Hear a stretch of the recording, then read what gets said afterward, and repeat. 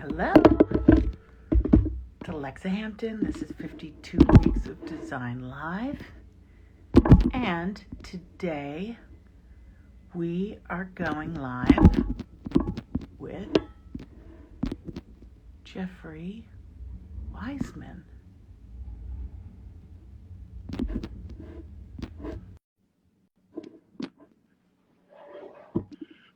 I'm in Portland. Oregon. Hello. Hi, Alexa. Hi, Jeffrey. How you doing? Good. How are you? I am great, thank you. Where did the E go? You know what? It's a very good question. I used to ask my mother all the time.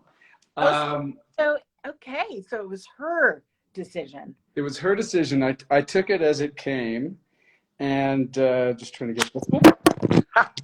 Sorry about that. Right, I'm coming with you wherever you go. So it's funny. She says that in the haze of anesthesia in 1959, which I gather was a lot stronger than the anesthesia they give now. Let's just see if we can get a good. I think some mothers were just put out. Yeah, I think she was all the way out. When you have a baby. Exactly. My father's name is Jerome and goes by Jerry, and I think she liked that Jeffrey with one E looked more like Jerry. Yeah. But in the end, it makes me much easier to Google. Makes you so much easier to find, and I am grateful for that. Was scrolling down to invite who to join. I was like, this is going to be my lucky day. It was. So, Jeffrey, you've been doing this a long time. Yeah. I know your book came out in 2013. So when did you found the company?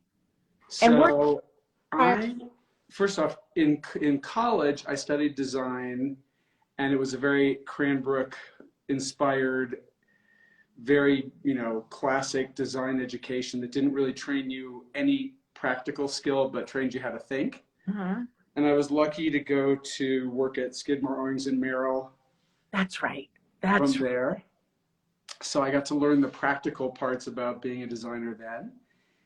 And after a few years there and a few years at Gensler, I went back to business school because I just felt like I wanted to be self-employed. I was a very impatient young man.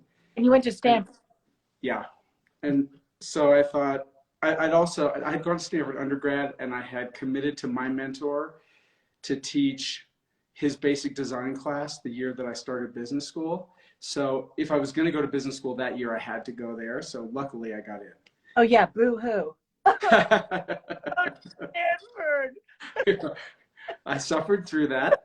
It was actually incredibly challenging. I'm a good student, or I was a good student, but I was up against a very tough, far better prepared student body. So it put me through my paces. That's wonderful. It was good. Yeah, why go? It's the cakewalk. You just wait. Yeah. And then I went to work for myself after business school. My late partner, who was a friend of... So Skidmore, Owens and Merrill, Gensler, I've got to assume, since those are such huge firms, that you're working on enormous commercial.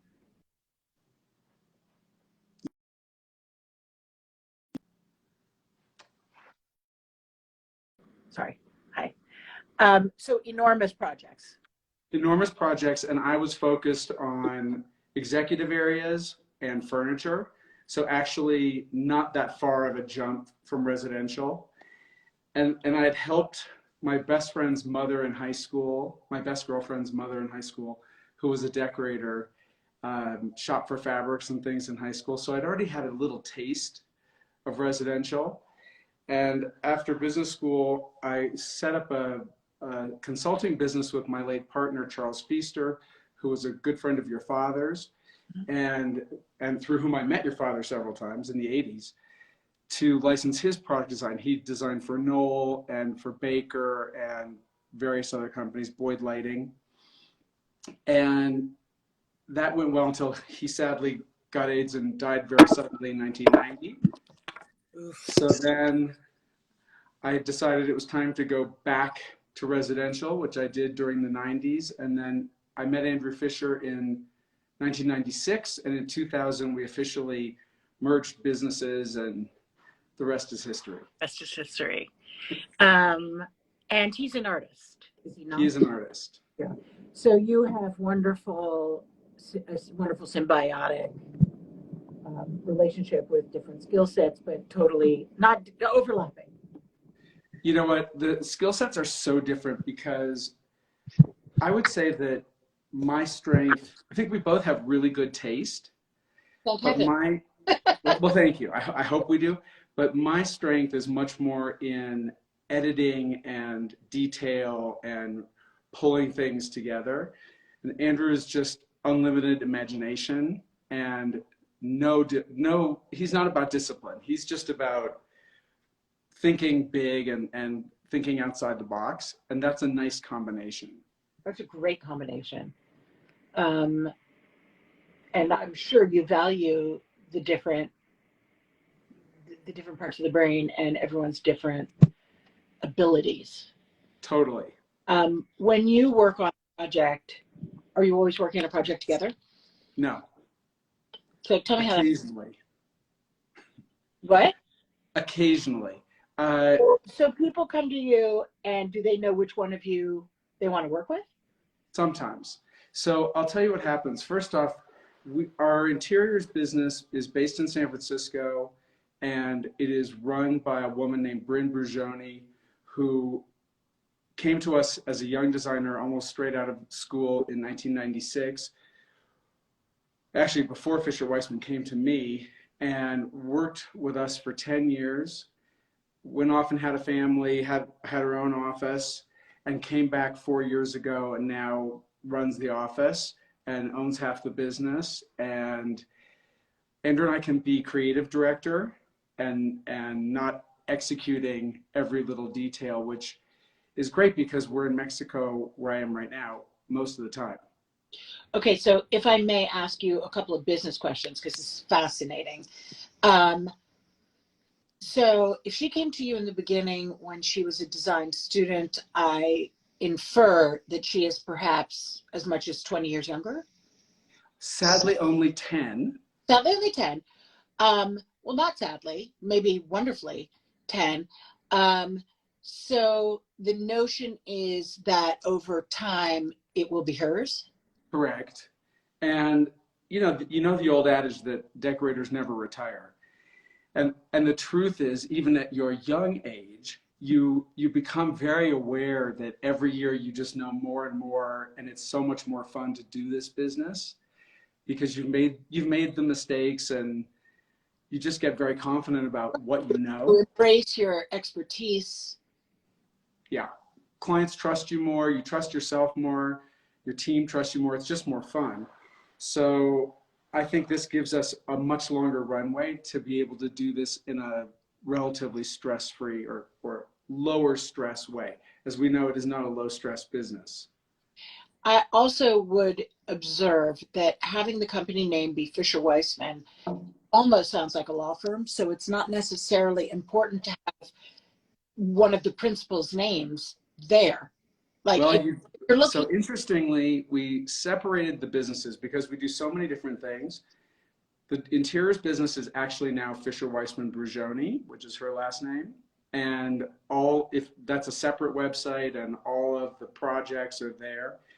And Fisher Weisman is now just our collection of lighting and furniture that we make here I'm in Mexico City, but in San Miguel de Allende, where we also live. But your gallery, I thought, on your website shows projects that you've done over time that are interiors projects. It does show some, but yeah, we try to push everybody over to the other one. Yeah. Yes, I don't know if I noticed a direct link. There should be a button. There is. Darn it! I can't find it. Arr, button. Okay, so God, I have so many questions. When did you start going to Mexico? When did you you have like all of these, in your questionnaire. By the way, there's so many things in your questionnaire. I don't have it in front of me. that I agreed with. There were so many. It's so much fun looking through all of these answers, because sometimes you just have 15 that are the same. And then, God, what was it was like there was a book about what, the Nile or some body of water. Anyway, Oh, and anti-aim and, yeah. tons of stuff. Your music, I loved your music picks. But then with to the answer to the question, where would you like to have a country house? You're like, well, I have one here, here, and here, and here. But I'd love Tuscany if anyone's given it. Right. How did you end up? And do you like having so many spots that you have to attend? I'm very obsessive compulsive, so the attending to lots of things is okay. What's your sign? But I'm sorry. What's your sign? Well, I was born a Libra, What did and you? I was born a. I could be trans astrological, perhaps. I don't know. No. As a Leo. Well, so I was born Libra, but I always said I'm Libra, but really I should be a Virgo. And then when NASA discovered that Pluto wasn't a planet and they proposed varying the dates of the sign, I became a Virgo. So I don't know. I'm a Libra Virgo. Yeah. Okay. I love that. I am somebody who I was talking to a Virgo last night. I want nothing more to be a Virgo because I'm so not Virgo-y. So yeah, back to what you were saying about you and your partner, you're being the minutia, the details, the getting it done. So you love that. I love that. But to answer your earlier question, Andrew grew up in Ann Arbor. His father was a professor at University of Michigan, and he and his family traveled all over the world as kids. So he had actually seen a lot of the interesting cities in Mexico as a child. I, on the other hand, went to only one, which was not a cultural highlight. It was Tijuana, because we rented a beach house in Newport Beach every summer, and the big treat was we could drive down to Tijuana for the day. And because it was the most exotic place I went as a child, I fell madly in love with Mexico in my head. Mm-hmm. But anyway, I explored several more interesting places before I met Andrew, and we always said someday we ought to have a place there. And for 15 years, we had a big ranch in Sonoma. Spanish? I do. So I have a very easy time with language. Anyway, for 15 years, we had a ranch in Sonoma, and we had my younger sister is a competitive bridge player, among many other things, and she flew to San Miguel. The Weismans are a bunch of dum-dums. She's way smarter. She's way smarter than I am. Anyway, she went to a bridge tournament in San Miguel with her bridge partner from Chicago. And I said, I can't wait to hear what you think. And when she came home, she said that there was no question in her mind that we were going to live here. And I said, okay, you loved it, but no question. She said, I'm telling you, I know you're going to live there.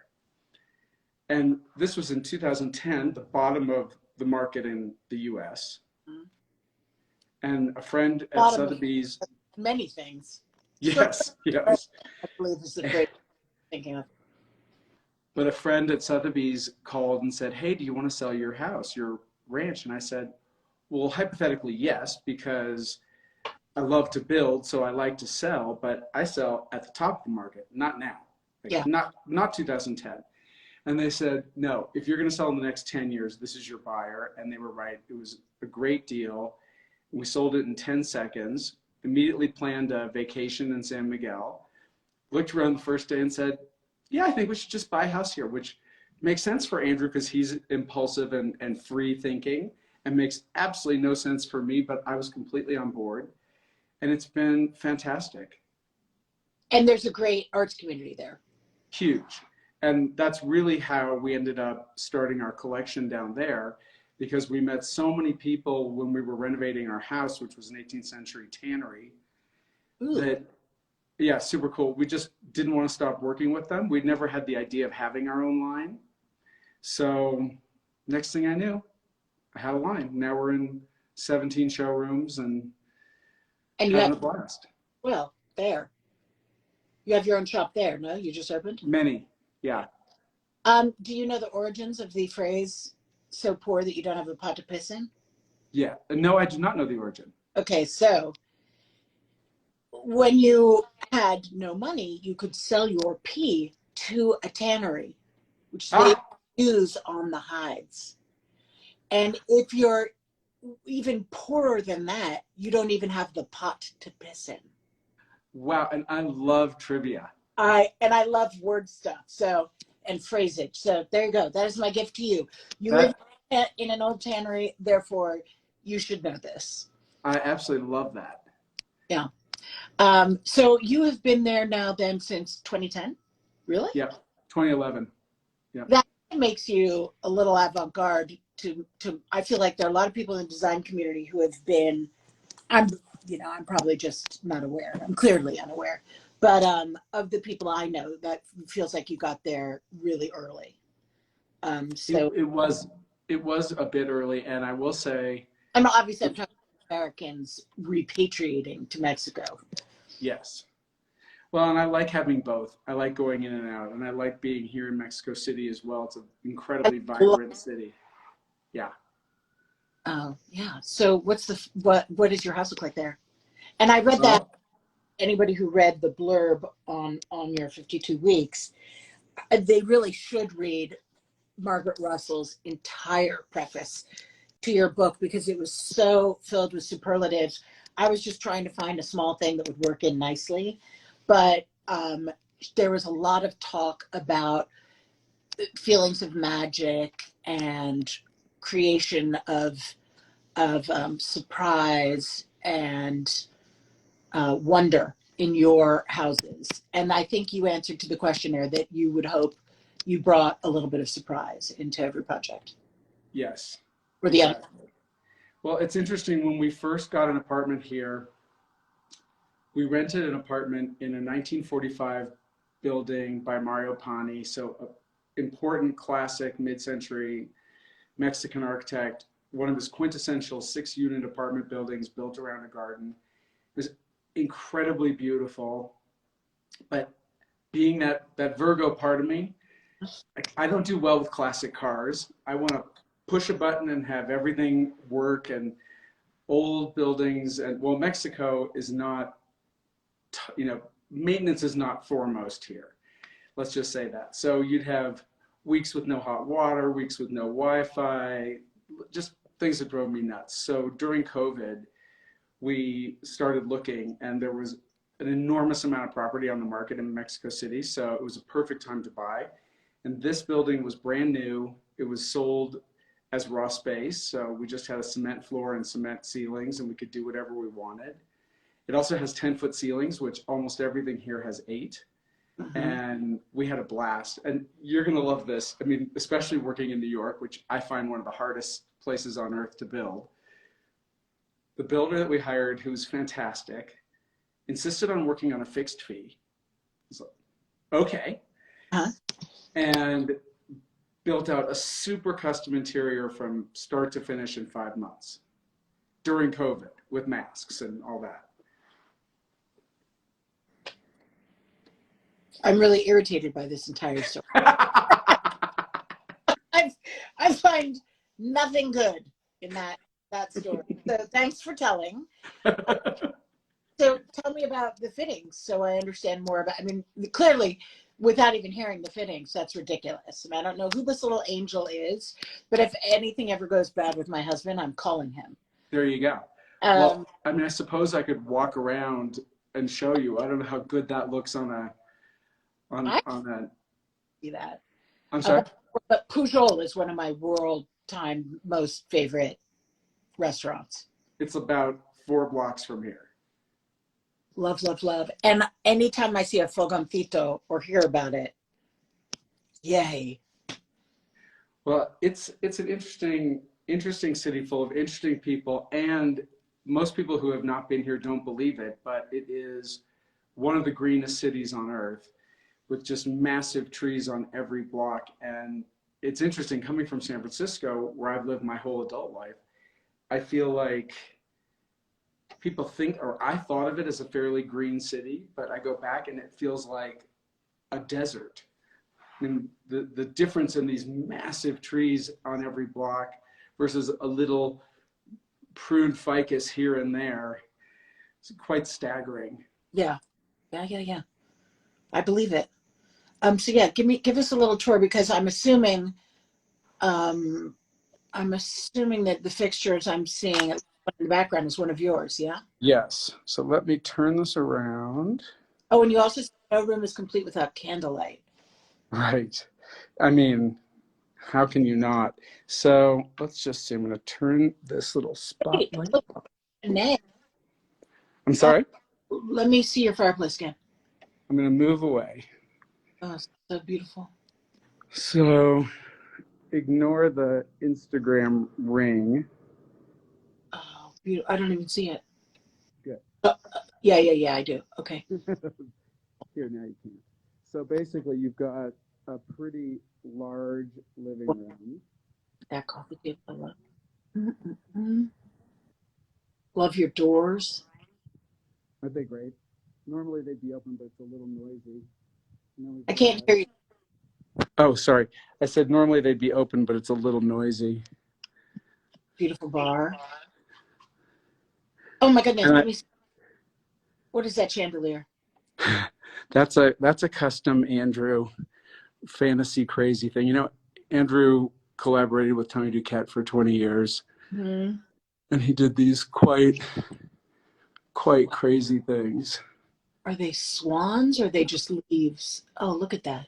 So the candle cups are clamshells, and the frame is sculpted coral in white gold leaf, and the beads are tiger eye and rock crystal. Mm. Oh my goodness. And then the table is blue tiger eye from India. Whoa. I didn't even know there was such a thing. That's I didn't either.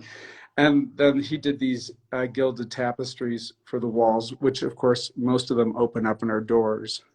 and does it actually have a tapestry feel to it? So it's paper, Hmm. so not fabric, but it's quilted paper that's 24 karat gilded. And the piece in the middle is a Chemex coffee filter, which has been gessoed and then appliqued, which he started, What? I know, he started painting on coffee filters when he was a student. And then here's the That's so. kitchen. Oh, look how sexy the kitchen I is. know. You know what? He is just crazy creative, and he ran out of paper one day in his dorm or his apartment, and he just had all these used Chemex coffee filters hanging around and thought, well, why don't I just paint on those? Oh, I guess I got to Make, turn my light back on so you can see me. Um, and he's got quite a following for them. He's done all these big quilts of coffee filters that he has painted. And and they're all wall hanging. you know what's interesting is Chemex coffee filters are, I hate those things. They are pure cotton rag. So actually, for art, they're not bad quality paper. Wow. How much are these coffee filters? He doesn't, well, he doesn't drink Chemex coffee anymore. So ironically, now What? when he feels like doing them, he has to just make coffee. So he But he used to, popped up and starts painting. yeah. What is his he's a sculptor as well as a painter. Yes. Okay, because he couldn't make those fixtures if he wasn't sculpting. Um, what kind of paint? Does he have a particular medium? So it varies a lot. He loves inks and he loves oil and he loves acrylic. He's his background is in sculpture and jewelry.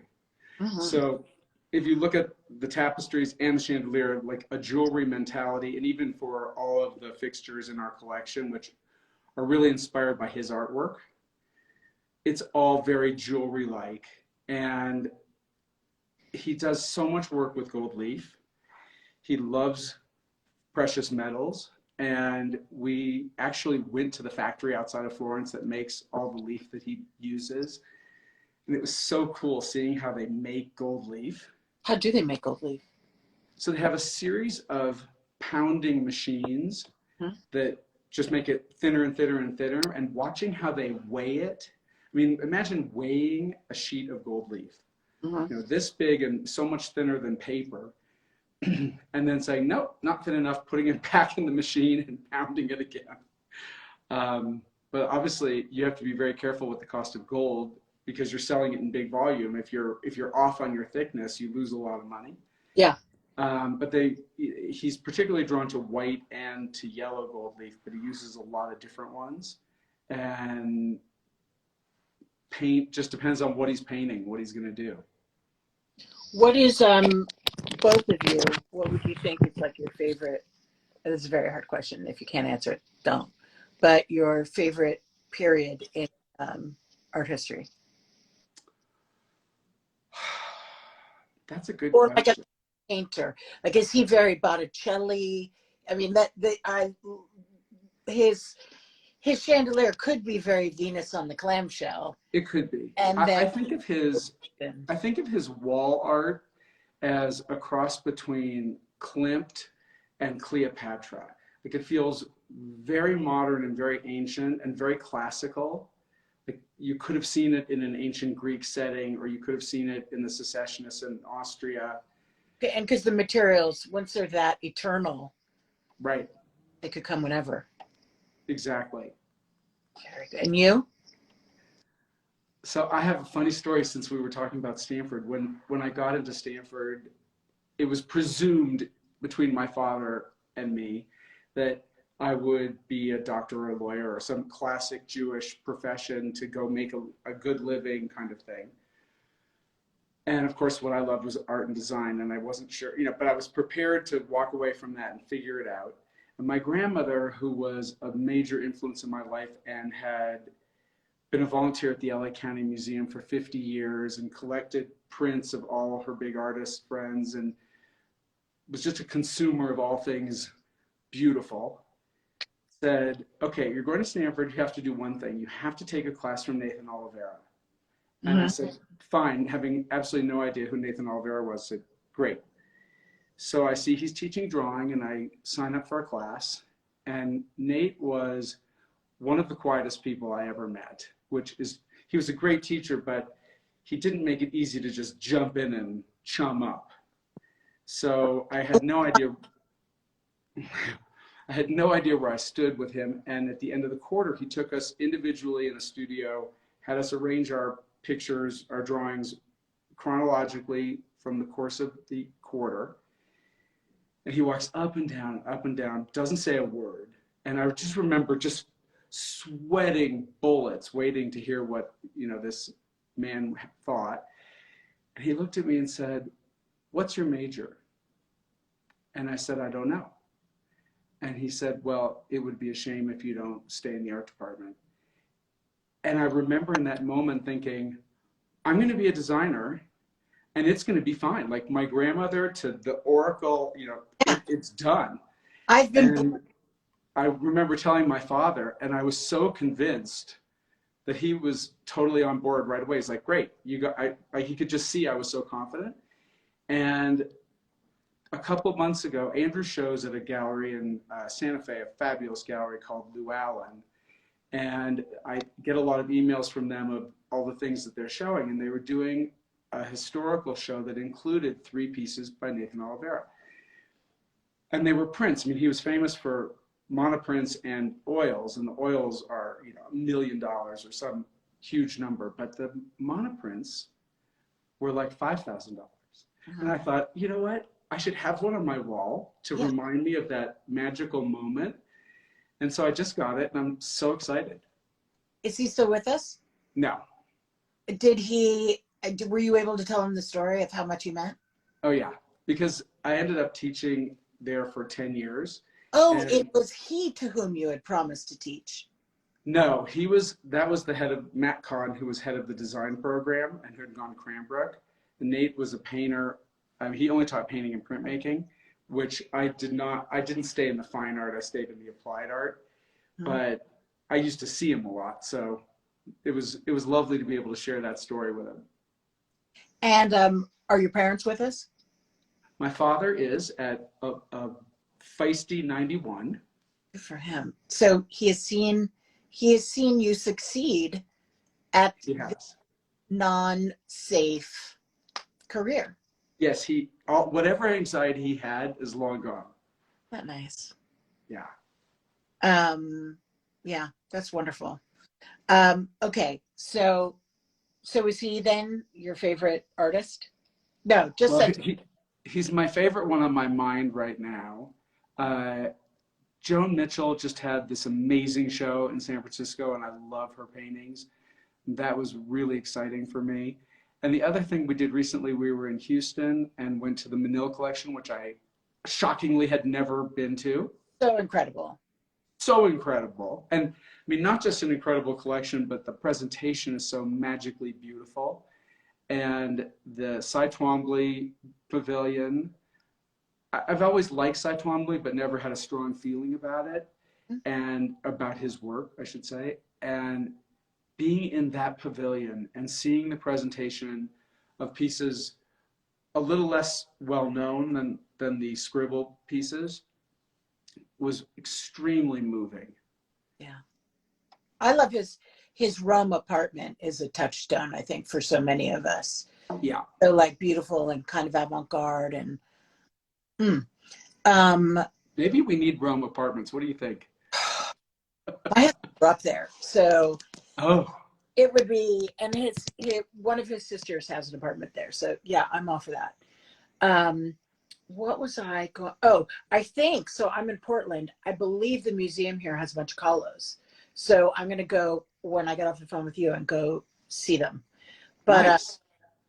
I remember the last time I was in Mexico City, which was like 2011. No, that can't be. Anyway, going to see their house, Diego and her little studio house, which was so exciting. Yeah. Like so tiny, but so full of vim and vigor. So the next time you come, you have to go to the Museo Anaquali, which is the museum that Diego built to house his pre-Columbian collection. And it's insane. It is a giant lava stone pyramid. And you walk through the chambers of the pyramid, which have very clever, I mean, there are windows, but even if you don't like pre-Columbian art, the building is so cool. Yeah. Well, it's like the ethnographic museum in Mexico City. You know, I'm not a big ethnography student, but that building with that waterfall, crazy. Yeah, I love it. Love it. Love it. Who's your favorite architect? Like, who are your big influences? I'm sorry? Who's always kind of hovering over your shoulder? That's such a good question. There's an architect here in Mexico City whose name I can't remember, and I can't quickly access Google to remind me. But otherwise, deeply important to you. I'm sorry? You're like, I can't remember his name, but love him, favorite. But he's my favorite, right? Yeah. Well, I haven't managed to meet him yet, but so he's alive. Oh yeah, he's younger than I. He is doing these buildings here in Mexico City. There's such great modern architecture, and what I love is it's informed by classicism, which is important to me, but it is more inventive. Just really, really unexpected things. And the first place I noticed his work, oddly enough, is in a shopping center, which is a very fancy shopping center, admittedly. And it's got two crescent-shaped high-rise, like 30-story buildings. And the mall is on the lower 3 levels. And the architecture of both buildings is so elegant and beautiful. It reminds me, you know, the Skidmore building at, I think, 59th and Park that was done for PepsiCo that was expanded later. I know 59th and Park really well. So is that the one that Bernardo is in? Oh, no. Across the street, on the side of the street, with the big open steps. Yeah, the southwest corner with these giant square windows. It's like there was a whole moment in early American contemporary architecture or modern architecture that had this crispness and this clarity about the structure that I Are love. we like And this, Seagram's, or are we talking later? I'm sorry? You mean like circa the Seagram's building or later? This is a little later. I think it's like 1960.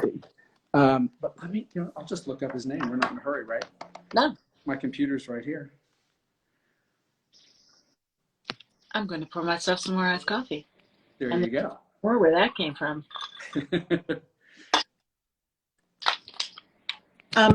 While you're looking it up, how important is scholarship to your current work? You seem like a very thoughtful person. Thank you. His name is Javier Sordo Madaleno. And Sordo Madaleno. 2 words. And if you look at his website, I'm just shocked at how many gorgeous things he's done, and the consistent depth of thought and detail. And I think you'd really like it. Scholarship to me, it's interesting. I think it's a double-edged sword. I think you can get really lost in scholarship and stop creating too new. For me, what I love, I'm sorry? If you refer too much. Yes, yes. Yeah. Like, you just don't ever want to open a book. It's like the way Andrew cooks. Andrew's an amazing cook. He'll read 1,000 cookbooks, but almost never look at a recipe when he's cooking. So like, it informs the way he thinks, but then he goes and does it. And that's how I feel about design too. Certainly, photographs are critically important working with clients. I mean, no designer can be sure that the client understands what you're talking about, or vice versa, without some kind of imagery. But I have loved traveling the world and studying architecture, studying design, going to a million museums. But I really like to, when we're working on a project, I like to just be thinking completely fresh. Right. But understanding that data's in there, but Right. you're not rifling through the folders of your mind and picking out specific things. Right. And sometimes I think it's great when you're stuck. You're trying to think about the best pattern for a floor or a carpet or something, and you just need something to trigger, because yeah, you know how you get so much data in your head around a big project, and to fill in the missing pieces, sometimes I just have to shift the slides in my head, but not that much. I once had a living room that took me a year, and if my colleague ever saw this, she'd be like, oh yeah, it did take us a year. It took a year to be comfortable with the furniture plan. I mean, it was a huge construction project, so we didn't need, we knew that was our problem child. Right. And I just had to keep coming back to it until, it's like the crossword puzzle. You put it down for half an hour and you come back and you're like, why was I having such a hard time with that word? Like, you just come back with a fresh look and it all falls into place. Yeah. As long as it's Monday. Well, I'll have to tell you, I really enjoyed your Business of Home interview the other day. Yeah. I had to laugh though when you're talking about how your husband, just it's not his thing, and you just get to go do basically what you want to do.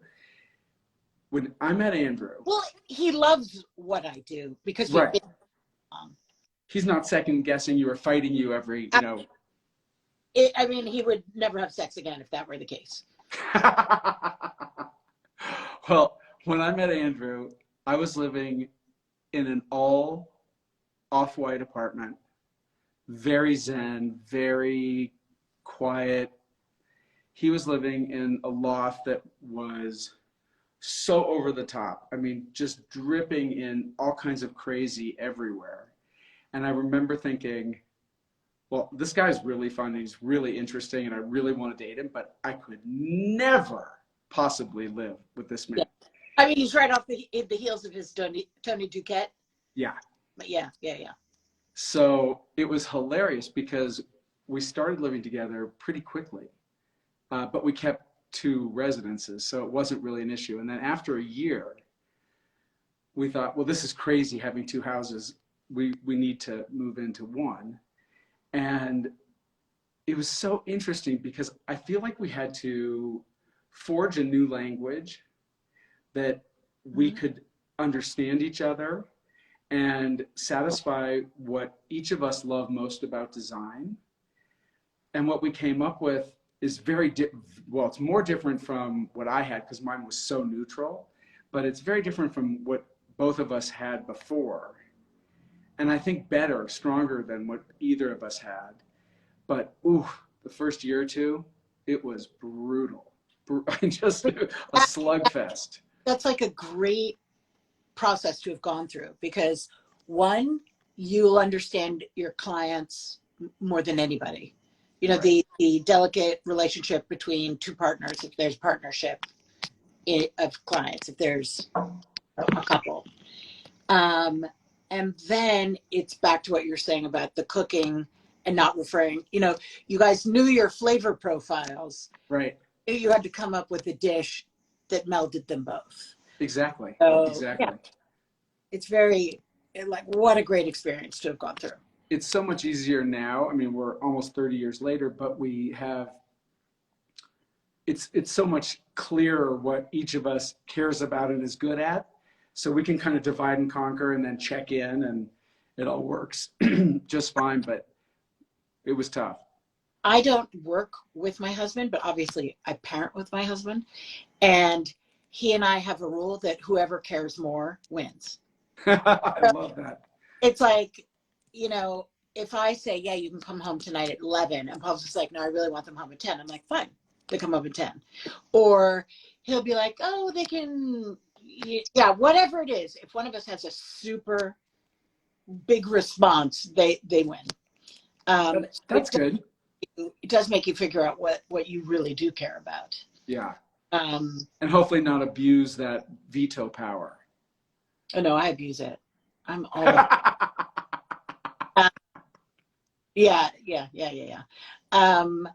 What is it like working together? What is it like being 2 very successful designers, artists, living together and working together for 30 years? I cannot imagine that. I think it was a lot harder for Andrew than it ever was for me because I'm very type A, I'm very social, I'm very outgoing. And he's very introverted and very shy and very. Really? Oh, You yeah. that looking at his product. No, no. And at a party, at a party, you wouldn't think so, but he really is. And I think that was really tough for him. But as he's spent more and more time in his studio making art over the years, and also since we started the line and I travel around all the place, meeting designers and telling them our story, so he gets a little more time without me, it's worked out better.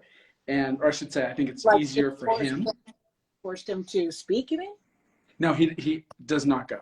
No, so he's just happy to have downtime, you mean? Yeah. Okay. And I have to tell you a funny story. So we just had these crazy 6 weeks in San Miguel. We'd been in San Francisco. We'd been at a big party the clients threw, left for Mexico the next morning. By the time I got there, I had this little tickle in my throat. Next day, had COVID. So, and I'm sorry? And you were on a plane? I was on a plane, but I had no idea. I had my mask on the whole time. So then our partner was coming in to install a big house down there that week, which I was planning to do with her, but couldn't help since I was laid up. And then a series of crazy things over the next couple of weeks. We had to get that house ready for a 65th birthday party, Pink Martini flying in to perform, The building was so far from ready for any of this. So we had to make it look like it was ready and they had 8 house guests and all this. And we got the keys to our new gallery in San Miguel during this. And we had 3 weeks to give it a little facelift. we had remodeled the space 4 years before, so the hard stuff was done. And then we flew to Deco off because we were showing our lighting at de Gournay in Paris. So we zip over to Paris, zip back, open the gallery, and then right after that, I flew back to San Francisco for some meetings. And Andrew kept saying, will you just leave? I am so tired. Like, you just need to go. Yeah. And I said, okay, I'm trying. I'm almost gone. I'm going. So I get in the car and I head to the airport. And an hour later, he sends me a message and says, okay, now I'm bored. And he was kidding, but I thought it was so sweet. Yeah.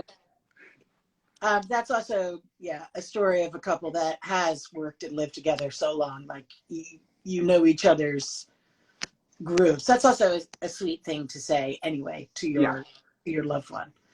Tell me about, well, I don't have the book yet. But tell me what besides being a monograph and showing all of your works, what was the organizing principle? So it's a very interesting question. Do you know Anthony Anacci? Mm-mm. So he was the editor, and he's a fantastic guy. He approached us about the book in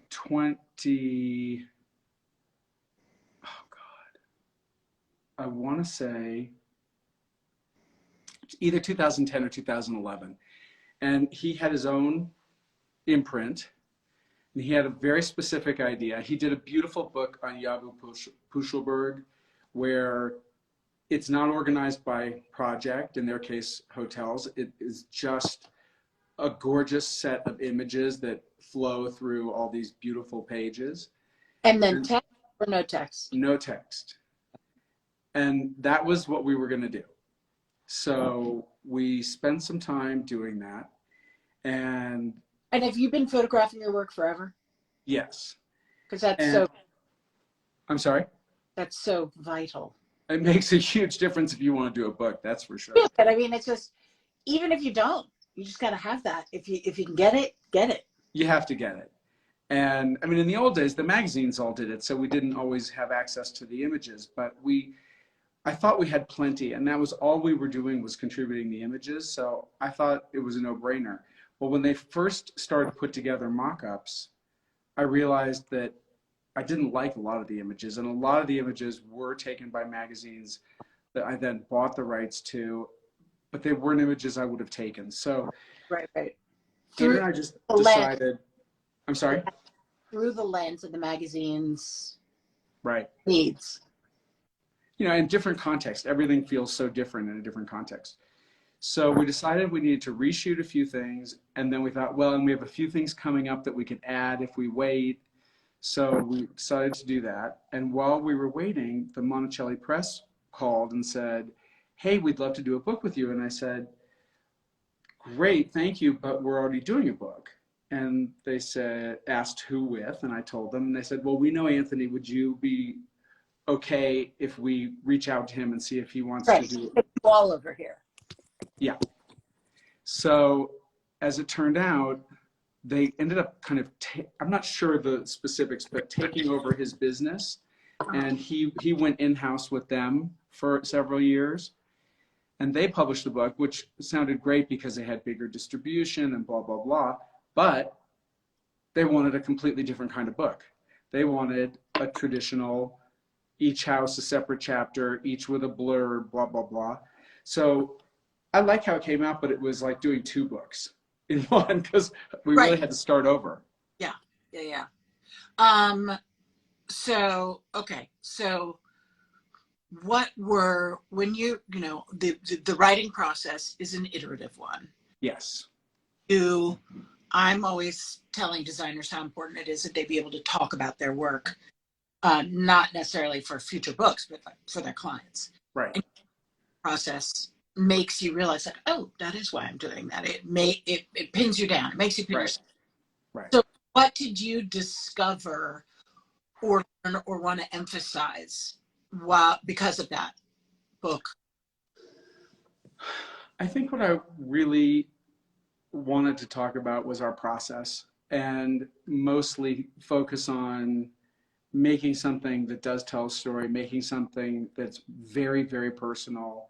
And, you know, as you talked about in your recent interview, this language of design and how, you know, once you, the Julie Andrews thing was, which is hilarious, you know, you really can do a whole lot of different things when you know a lot. And it's back to your cooking analogy for sure. exactly. And I've always said that I think that the smartest decorators were people like Michael Taylor, who basically had one look, or Mario Boada. You know, you had one look, you went to them for that look. There was no risk that the client was going to walk in and say, wait, what is this? This isn't what I, you know. Well, so then by saying that, you mean smart in terms of marketing. And business. Now, it wouldn't have been satisfying to me or to Andrew to do one thing over and over and over, but I think it's a great business plan. Our clients, I think, are much more, yeah, my father would talk about that. The clients have, I believe, become more rightfully egotistical about their ownership of their environment. Correct. And they would not be satisfied with something that somebody had. Correct. And I blame the internet for that fact. But we had a great time with the book. Andrew was absolutely mortified to go to a book signing. It was probably the worst days of his life. What's his sign again? Did we say what his sign is? I'm in a real Astro moment. Scorpio. Oh, of course. So we have an agreement With them. Yeah, we have an agreement in blood that if I ever do another book, and also I wrote the book. He really was involved with the pictures, but not the writing. If I/we do another book, I will not say written by Andrew Fisher and Jeffry Weisman. It'll say Jeffry Weisman, and he will not feel compelled to even attend a book signing. Yeah. Yeah, I think a decade has gone by. You should do another book, in my humble. You know, I have one in mind. And was any Mexico in the first book? So yes, but it's really interesting. You know, another mistake you make when you're young. We photographed the house for the book, and also for U.S. Architectural Digest when it was 1 year old, and it was just, when I look back, it looks so sad. And it's interesting that it's been in a bunch of other things since, and particularly in Mexico, but it's now this full-blown house. You know, it's this lived-in, grown-in, layered. I'm sorry? Come to fruition. Yes. And I know you can't always wait, but I'm always telling young designers, don't shoot it the day you install the furniture. No matter how many props you bring in, it cannot look as good as it will look in a few years. Yeah, but you can't wait. You can only wait if it's your own. Yeah, I know. Although I'll tell you an interesting thing. Because of COVID, a fantastic client of ours for many, many years, we finished a house before COVID. They have 3 young kids. They really live in their house. And they basically said, you can't photograph it till we leave for the summer, because they always go to the East Coast in the summer. And the summer was 2020. Right. And Matthew Millman was the photographer, and he was not working. I mean, nobody was working that summer. So that didn't happen. And then we shot it in 2021 in the summer. And first up, they take care of things beautifully. So the house looked perfect. But what was so great was I had almost 2 years of stuff in the house. So yes, there was more work to clean out and edit, like toys for the kids and all that. You had to get rid of a lot of little things. But the rooms looked fabulous on camera, and it was so great. I didn't have to bring anything other than flowers. You didn't need a thing. Yeah. And I always feel weird about bringing things anyway, because it's almost as though you're faking it. Yeah. Like if they don't have accessories, what are you going to do? All right, I hear you. And I mean, I will. I'm not beyond it, but yeah. Yeah, like I'm not above faking it. But I do, I'm very aware these days when I'm looking at different photographers' work, um, of there are many photographers who are absolutely capable of doing a barren room, but making it look, capturing the magic in it. Yeah. Or reinforcing it or establishing it, whatever. Thank heavens. Yes, thank heavens. I think the world of accessories right now is dismal. Dismal. It's so interesting to hear you say that because we feel that in San Francisco, but I was assuming New York was better. I don't know if it is better. It may be better, but it's still dismal. Yeah. I have a big idea for accessories, but I need some accessories company to get on board. To fund it, yeah. And if I ever do it, I will I will pick up the phone and call you. Great. Yeah, the whole entire world of accessories needs to be upended and restarted. Yes, I will tell you though, you do live close to one of my favorite places to buy them. Mantiques. Yes. Yeah. I also used to have Niall Smith. Yes, you used to have Niall Smith. Well, this is the thing with antiques. We used to have unbelievable places. Now, it's great that you can go online and find lots of things, but to not have a million amazing stores to walk through kills me. Yeah, it's really tough. It's really tough. And as we all know, it's as expensive as anything. So yeah. After you finish doing the rugs and the furniture and the carpets and the whatever, to then be like, by the way, we have a whole house worth of accessories. You watch some clients pass out. I know. No CPR. I figure if they got over the drapery bill, they can deal with anything. True dat. What is your next most exciting project? Just to leave on an exciting note where we can follow you and see what you're up to. So I'm happy to say that it's not easy to answer that question because we have several really compelling things just kicking in right now. But one of my very favorites is dear friends of ours in San Francisco who have incredible taste and who designed their beautiful apartment before we knew each other, recently asked if we could help them with a few things, which normally, it's very hard to help people with a few things when you have a busy office. But of course, your friends, you're happy to do it. So we said yes. And then I was at their place for dinner one night. Andrew was in Mexico. And the wife said, I could see into the kitchen from the dining table that I'm sitting at. She said, so if I could wiggle my nose and make the kitchen disappear, what would you do there?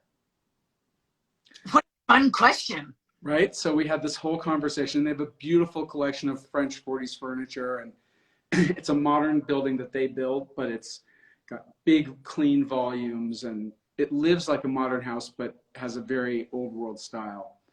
And we got into this whole conversation that I thought was completely hypothetical. And then the next thing I knew... What was your answer? Well, I'll tell you what we're doing. Because the kitchen is open to the living room, dining room, you can close it, but it is open. We're creating basically like a room and cabinet that is a kitchen. So it's going to be all solid mahogany, inlaid with faux ivory, resin ivory, in very beautiful, very subtle patterns. The cabinets are all 6-inch wide, shallow flutes, so the whole thing kind of ripples. We're doing... I love flutes. Yeah, fabulous. Book matched. How concave are these flutes? So only a half an inch. No, a quarter of an inch. So very shallow. It's true. It's interesting. You said you used to not be about color, and the first things you mention are volumes and shapes that cast shadows. See? It's fascinating. Very Cranbrook. Beautiful hardware, book matched Rosso Levanto. So like very deco, very 40s French. And then they have a fabulous photography collection. And the kitchen has 2 islands, which I don't mind 2 islands in certain configurations, but these are both long rectangles that line up. And it's a little awkward. You could be a male gymnast and do that thing where they like flip themselves holding the island on each side. Totally. So we came up with this idea to take the outer island and build it as a piece of furniture that's up on legs and has glass doors on the 3 sides that face the dining room. And they're going to commission one of their favorite photographers to create images to be, I don't know, silk screened or etched on the glass. And it'll be lit from inside. Sorry? Below counter level? Below counter level, but there's quite a bit of space between the dining table and this piece. Right. So you'll definitely see it. So this is art installation now. Yeah. And then it has a nook, hate that word though I do, on one side that's pretty large, and we're going to actually shrink it down a little bit, bring the mahogany in to wrap the walls, and then we're doing the most beautiful aubergine mohair banquette that's oval. And we found we have little deco lamps sitting in the corners in front of the window, and we're going to actually make a chandelier for there. And I just think it's going to be an incredibly sexy room. Like somewhere you'd want to go to a cocktail. Can't wait to eat there again. and so it's going to be fun because super high level of connoisseurship for the clients. Not a tight budget. They're not in a hurry. He's a developer, so he said, you know, I know the answer to the timing is I'd like to do it tomorrow, and the refrigerators will take a year.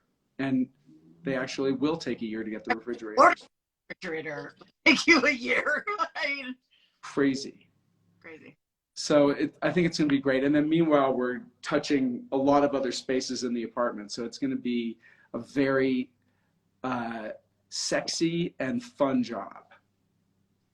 Yeah, it sounds it. Well, we're past our, I mean, I could keep going clearly with forever. I have a phone number. You need to DM me your phone number. So I will. It's been so much fun. I can't wait to get the book, even though I'm 9 years late. How about if I send you the book? Oh, I'll totally take it. So, okay. Again? Artistic decoration. Is it? God, now I'm drawing a complete blank. Yeah. Okay. I can't wait to see it, and I can't wait to see what comes next. Thank you so much. Excited to go look at your collection more and really seek it out. So it's all over the United States. It's basically everywhere. For you, it's at Profiles with our friend Jim Druckman. Our very good friend, my boyfriend actually. You know, he is the best. He's the best. Okay, so I'm going to go to 200 Lex and go to Profiles and see your stuff. And please give Andrew my best and tell him I can't wait to interview him. Obviously, joking, but he'll start sweating. You have to be like, yeah, Alexa announced a big interview with you. All right, well, hopefully we'll see you soon in New York or Mexico City or San Francisco or San Miguel. Yes, please. All right, big kiss. Go look up that architect too. All right. Bye. Ciao. Thank you. Thank you.